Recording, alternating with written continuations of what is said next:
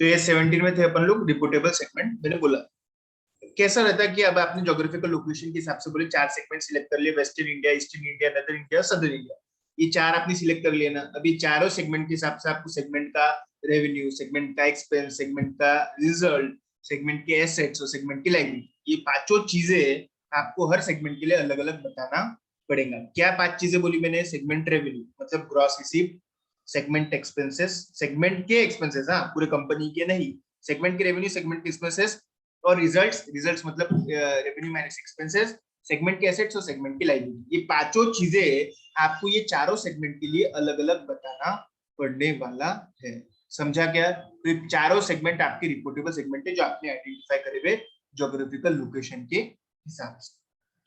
ठीक है, अब टिल नाउ एनी क्वेरी? किसी को कोई क्वेरी अभी तक के तो पूछो। यस, चलो ठीक है। सेगमेंट रेवेन्यू, सेगमेंट एक्सपेंसेस क्या रहता? Sir underline segment revenue, segment expenses. हाँ श्री हरि बोलो। सर अंडरलाइन करेंसी रिस्क का। हाँ श्री हरि बोलो। Underline currency risk. Underline currency risk मतलब क्या? अंडरलाइन करेंसी रिस्क मतलब क्या? ये होता। दरवाजा खोल दो एक और। हाँ तो मैं बोल रहा था अंडरलाइन करेंसी, तुमने बोला था अंडरलाइन करेंसी। खुला रख। Hello hello. Underline currency risk मतलब आईएनआर से डॉलर के अंदर कन्वर्ट करना, INR डॉलर से आईएनआर के अंदर कन्वर्ट करने के अंदर रिस्क जो रहता है। जैसे आज डॉलर है 75 रुपीज, ठीक है, कल जाके 76 भी हो सकता, 77 भी हो सकता। तो डॉलर से आईएनआर, आईएनआर से डॉलर बार बार कन्वर्ट करेंगे, यहाँ पे नुकसान हो सकता है। इसको बोलते हैं अंडरलाइन करेंसी रिस्क। समझेंगे शेयरिंग? सर उसके बेस पे कैसे डिवाइड करेंगे? उसके बेस पे डिवाइड थोड़ी करना है, कहाँ बोला? डिवाइड थोड़ी करना है, कहाँ बोला? सर सेगमेंटिंग उसके बेस पे। कहाँ बोला ऐसा कि उसके बेस के ऊपर आप बोलो? वो क्या बोल रहे हैं, यहाँ पे सिमिलर करेंसी इस्तेमाल होती, वहाँ पे एक सेगमेंट बनाओ। समझे हाँ, क्या? इंडिया में इसके आईएनआर बेसिस के ऊपर सेगमेंट डिवाइड नहीं करना है। कहाँ क्या पढ़ रहे हैं आप? सर इंडिया में रुपीस के इंडिया का इंडिया का व्यवहार बहुत देशों के साथ है, और एक डॉलर में है वो सेगमेंट, और पाउंड्स में है वो सेगमेंट। कैसा है क्या? वैसा नहीं है। मैं क्या बोल रहा था कि आप लोग ये क्या बोल रहे हैं, आपके करेंसी के बेसिस के ऊपर कोई सेगमेंट बनाता है शेयर? क्या बोल रहे हैं आप? क्या पढ़ रहे हैं आप? मैं क्या बोल रहा, जो देश आसपास में रहते, या फिर एक देश को एक सेगमेंट बनाओ, दूसरे देश को दूसरा सेगमेंट बनाओ। आपको ऐसा बनाने का है कि एक हमें एक सेगमेंट बनाया बोले ज्योग्राफिकल, उसके अंदर एक यूएसए डालो और एक पाकिस्तान डालो, ऐसा बोल रहे कि वो सेगमेंट बनाने के लिए?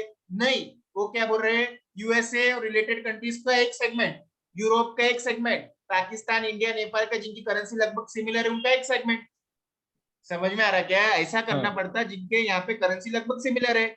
इंडिया, पाकिस्तान, नेपाल, श्रीलंका के करेंसी में बहुत ज्यादा फर्क नहीं है, 10-20 रुपए ऊपर नीचे का ही फर्क है। हाँ, इंडिया और यूएसए के करेंसी में बहुत ज्यादा फर्क है, तुमको एक सेगमेंट नहीं बनाने का है।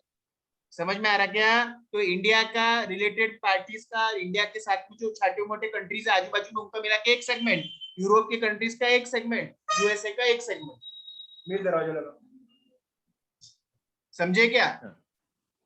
Yes sir. क्या बोल रहे, क्या पढ़ रहे, क्या पढ़?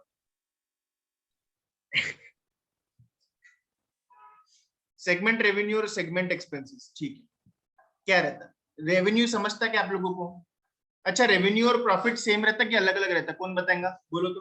हाँ सेजल बाहेकर बोला बरं. रेवेन्यू आणि प्रॉफिट सेम असते की दोन वेगवेगळे टर्म आहे? डिफरन्स कोणता? काय डिफरन्स असतो दोन्ही याच्यात? तर रेव्हेन्यू म्हणजे आपण जे अर्न केलं आहे ते, आणि प्रॉफिट म्हणजे जे सेल्स मधून येते ते. काय काय काय? रेव्हेन्यू म्हणजे जे अर्न केलं आहे ते, आणि प्रॉफिट म्हणजे जे कॉस्ट आणि सेल्सचा डिफरन्स असतो ते प्रॉफिट. अच्छा, कॉस्ट आणि सेल्स म्हणजे प्रॉफिट म्हणजे जे आपल्या शेवटी उरते ते ना, सर्व खर्च जाऊन. हां. मग रेव्हेन्यू म्हणजे काय? रेव्हेन्यू म्हणजे सेजल बाहेकर जे सिम्पली आपण अर्न करतो ते रेव्हेन्यू. अर्न अर्न म्हणजे प्रॉफिट अर्न नाही करत का? अर्न करतो म्हणजे तुला कुठल्याही गोष्टी अर्न करतो माणूस. मी आज मेडल अर्न केलं तेही रेव्हेन्यू झालं का माझं? नाही सर. अर्न म्हणजे काय काय नाही असं स्पष्ट पाहिजे मला. विचार करून सांग, मी येतो परत. हा, वैष्णवी बोरसे बोला बरं, रेव्हेन्यू आणि प्रॉफिट मध्ये काय फरक असतो? सर प्रॉफिट मतलब कि टोटल इनकम टर्नओवर में से एक्सपेंसेस लेस करके. ठीक है, बराबर. Total income total gross receipt में से एक्सपेंसेस कम करके जो मिलता है वो प्रॉफिट है. फिर रेवेन्यू यानी क्या? रेवेन्यू सिमिलर ही है. सिमिलर है मतलब रेवेन्यू और प्रॉफिट सिमिलर रहता है क्या लगभग? हाँ. रेवेन्यू और प्रॉफिट सेम चीज है क्या कि अलग अलग है? सेम ही है. बाप रे, वेरी गुड. मतलब कंपनीज एक्ट में प्रॉफिट को रेवेन्यू भी बोलते हैं आजकल, ऐसा कुछ तो भी है आपके हिसाब से? ऐसा ही हो गया अभी. अच्छा, और कौन है इधर से? एक ऋतुजा, रेवेन्यू और प्रॉफिट में क्या फरक रहता है?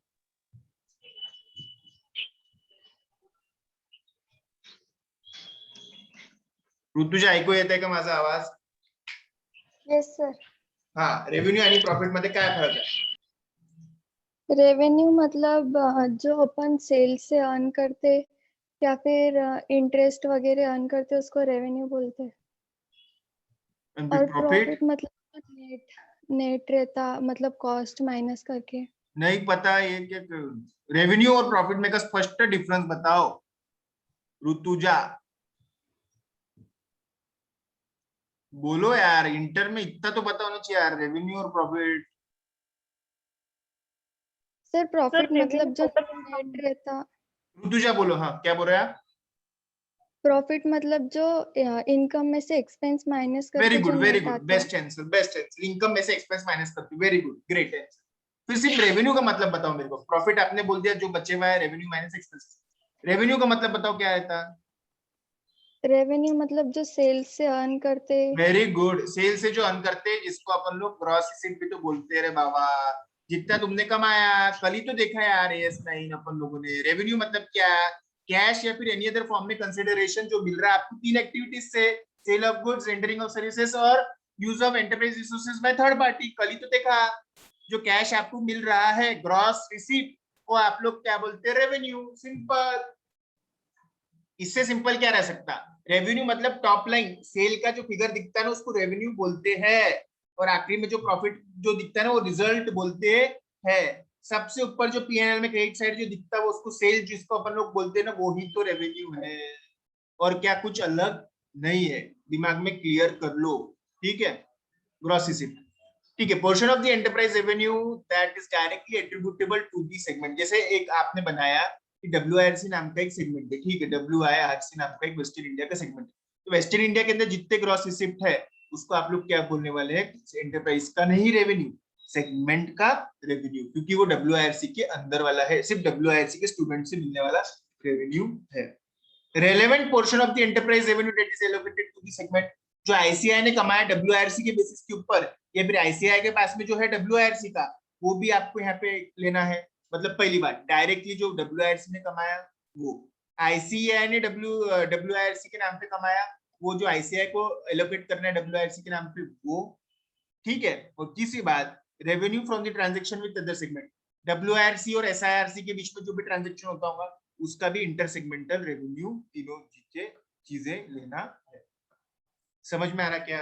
मतलब क्या क्या लेना है सेगमेंट रेवेन्यू में? एक तो सेगमेंट का खुद का रेवेन्यू, फिर हेड ऑफिस ने जो सेगमेंट के ऊपर एलोकेट किया वो रेवेन्यू, तीसरा इंटर सेगमेंटल रेवेन्यू, एक सेगमेंट का दूसरे सेगमेंट के साथ. जैसे एक साबुन का डिवीजन, एक बिस्किट का डिवीजन. ठीक है. तो साबुन वाले क्या अपने साथ में बोले बिस्किट खरीदे रहे, तुमको बिस्किट खरीदना पड़ा, तो साबुन वालों ने बिस्किट खरीदा. तो साबुन के डिवीजन ने बिस्किट के डिवीजन के साथ में जो रेवेन्यू अर्न किया वो, साबुन के डिवीजन ने जो खुद ने अर्न किया वो, और कंपनी ने जो साबुन के डिवीजन के नाम पे कुछ अर्न किया होगा, जो एलोकेट किया होगा, वो लेना चाहिए. समझ में आ रहा क्या? वैसे एक्सपेंस का, एक तो साबुन के डिवीजन के खुद के एक्सपेंसेस, दूसरी बात साबुन के डिवीजन के एक्सपेंसेस जो HO भर रहे हैं वो, तीसरी बात इंटर सेगमेंट के जो एक्सपेंस रहने वाले हैं. इंटर सेगमेंट मतलब एक सेगमेंट का दूसरे सेगमेंट के साथ में जो ट्रांजेक्शन होगा, ठीक है। सेगमेंट रेवेन्यू के अंदर खुद का रेवेन्यू, एचओ का जो एलोकेट हुआ वो रेवेन्यू, और इंटर सेगमेंट का रेवेन्यू, खुद का प्लस एचओ का प्लस इंटर सेगमेंट का। सेगमेंट एक्सपेंस के अंदर खुद का एक्सपेंस का रेवेन्यू, खुद के सेगमेंट का रेवेन्यू, एचओ ने जो मेरे ऊपर एलोकेट किए होंगे एक्सपेंसेस, मतलब एचओ ने जो मेरे एक्सपेंस उठाए होंगे वो, और इंटर सेगमेंट के रेवेन्यू लेना है, ठीक है। क्या लेना नहीं है, ये लेना था, ये लेना नहीं है। एक्स्ट्राऑर्डिनरी आइटम्स, जैसे कोई सेगमेंट को एक्स्ट्राऑर्डिनरी कोई इंश्योरेंस की रिसीप्ट हुई, एक्स्ट्राऑर्डिनरी आइटम्स क्या रहते थे, वो भूकंप के वजह से होने वाला नुकसान, उसके बाद में कुछ बाढ़ वाड़ आ गई, एक्स्ट्राऑर्डिनरी कोई चीजें हो रही, एक्स्ट्राऑर्डिनरी कोई रिसीप्ट हो रही, वो लेना नहीं है। एक्सपेंस में भी नहीं, रेवेन्यू में भी नहीं। इंटरेस्ट एक्सपेंस और dividend income including interest earned on the advance और loan to other segment, interest income लेना नहीं है। Gain on sale of investment, extinguishment of debt भी लेना नहीं है। इंटरेस्ट एक्सपेंस लेना नहीं है, डिविडेंड इनकम लेना नहीं है, ठीक है। जैसे हमने पैसा उठाया साबुन का, मैं डिवीजन, मैंने पैसा दिया, मैंने पैसा किसको दिया, बिस्किट के डिवीजन, उसके बदले में उससे ब्याज ले रहा, ये भी लेना नहीं है। डिविडेंड भी लेना नहीं है, इंटरेस्ट भी लेना नहीं है। अगर रेवेन्यू में लेना नहीं है तो एक्सपेंस करके भी लेना नहीं है। Profit on sale of investment लेना नहीं है तो loss on sale of investment भी लेना नहीं। इनकम टैक्स भी एक्सपेंसेस करके लेना नहीं है। General admin expenses, head office expenses, other expenses arise and relate to the enterprise as a whole भी लेना नहीं है। खुद का जितना है वो सिर्फ लेने का है, बाकी का सब छोड़ने का। इनकम टैक्स लेना नहीं है, जनरल एडमिन एक्सपेंसेस लेना नहीं है, profit on sale of investment लेना नहीं है, loss on sale of investment लेना नहीं है, इंटरेस्ट लेना नहीं है, इंटरेस्ट रेवेन्यू में भी नहीं, एक्सपेंस में भी नहीं, एक्स्ट्राऑर्डिनरी आइटम रेवेन्यू में भी नहीं और एक्सपेंस में भी। अब एक सिंपल क्वेश्चन आप लोगों से, इतना पहले पढ़ो फिर मैं पूछता हूँ क्वेश्चन। एक्सक्लूड वाले पॉइंट पढ़ो और फिर मैं पूछता हूँ।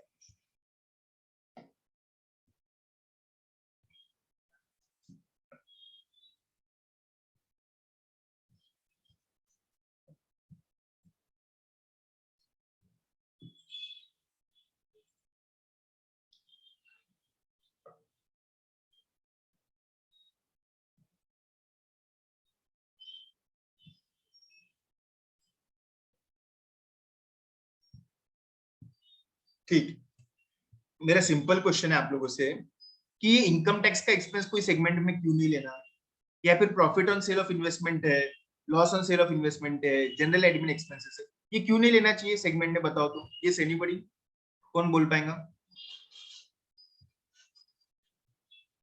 सर ये नॉन ऑपरेटिंग एक्सपेंसेस है।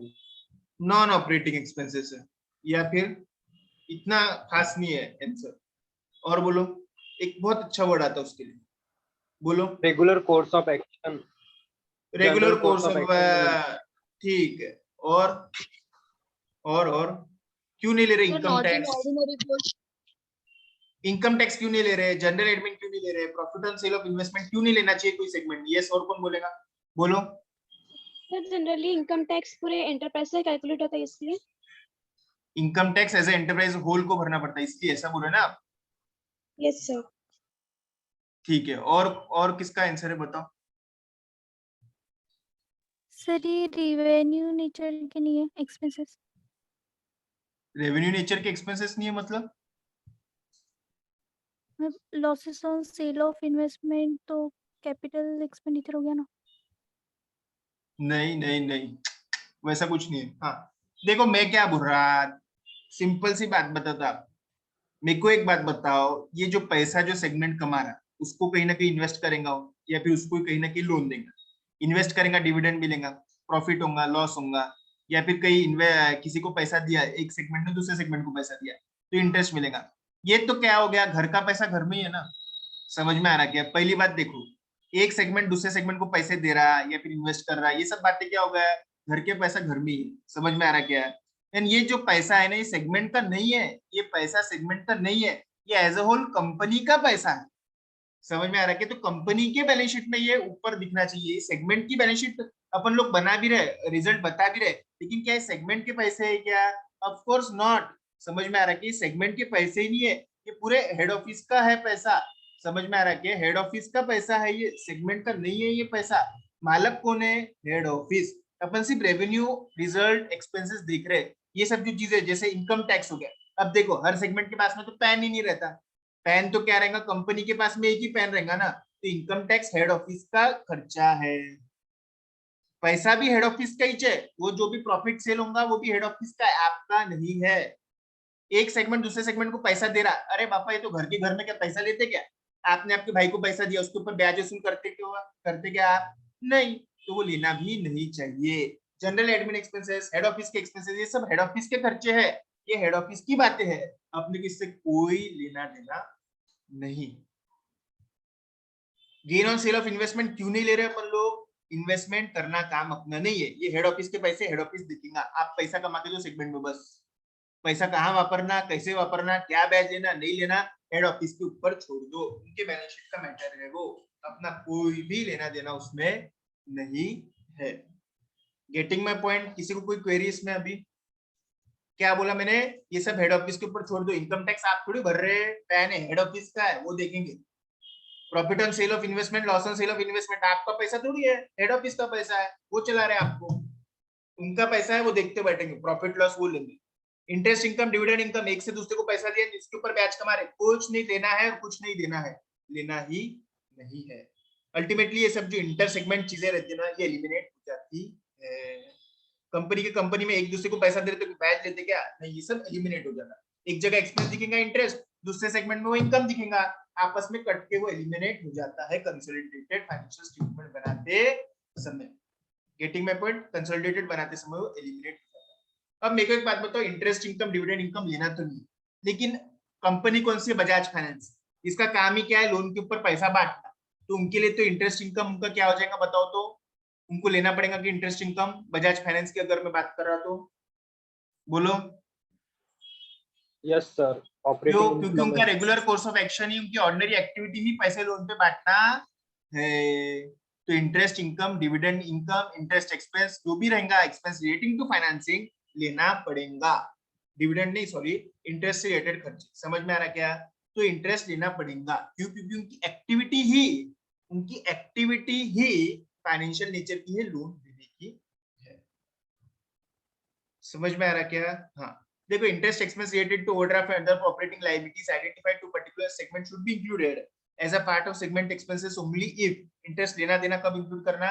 जब एक्टिविटी ही फाइनेंशियल नेचर की, मतलब लोन बांटने की है, या फिर इन्वेंट्री के अंदर कुछ इंटरेस्ट कॉस्ट इंक्लूड हो रहा होगा तो। बजाज फाइनेंस की मैंने आपको बात करी, बजाज फाइनेंस के अंदर इंटरेस्ट तो लेना ही पड़ेगा, क्योंकि उसका रेवेन्यू ही क्या है? Interest income. ठीक है।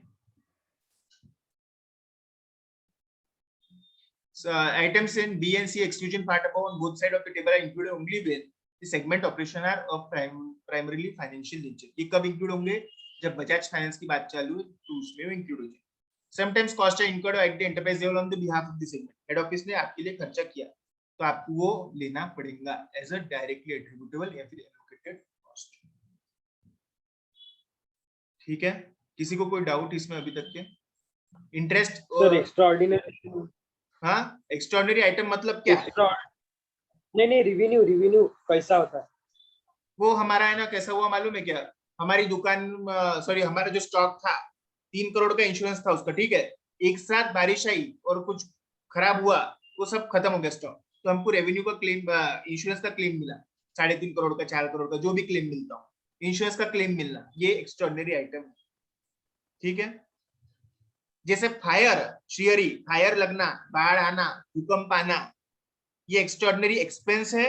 वैसे इनके क्लेम मिलना इंश्योरेंस कंपनी से, ये एक्स्ट्राऑर्डिनरी आइटम ऑफ रेवेन्यू है।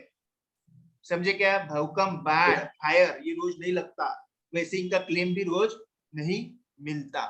इंश्योरेंस कंपनी उसके ऊपर ही तो जी रही। फायर, भूकंप और इसके सबके इंश्योरेंस निकलते हैं। ठीक है। गवर्नमेंट से ग्रांट मिल जाना, गवर्नमेंट ग्रांट मिल गया आपको अचानक से 12 करोड़ की कुछ प्लांट लगाने के लिए, ये भी एक्स्ट्राऑर्डिनरी आइटम ऑफ रेवेन्यू है। गवर्नमेंट ग्रांट या फिर इंश्योरेंस कंपनी से मिलने वाले बड़े बड़े क्लेम्स, ये सब एक्स्ट्राऑर्डिनरी आइटम्स ऑफ रेवेन्यू है। ठीक है।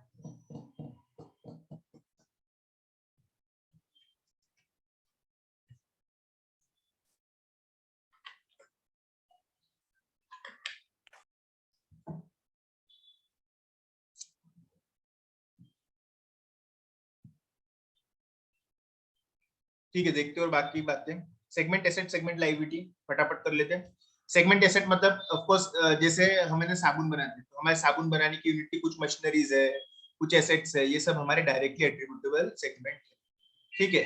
और हेड ऑफिस के पास में जो सेगमेंट पड़े होंगे, जो एसेट पड़े होंगे हमारे, सेगमेंट लायबिलिटीज मतलब क्या, हमारे साबुन की कंपनी की कुछ लायबिलिटीज है, कुछ क्रेडिटर्स है, साबुन का माल लाते हैं, परचेस करते हैं तो क्रेडिटर्स है, ठीक है, वैसे डेटर्स भी रहते हैं डायरेक्टली एट्रीब्यूटेबल टू सेगमेंट, और जो हेड ऑफिस ने एलोकेट किए।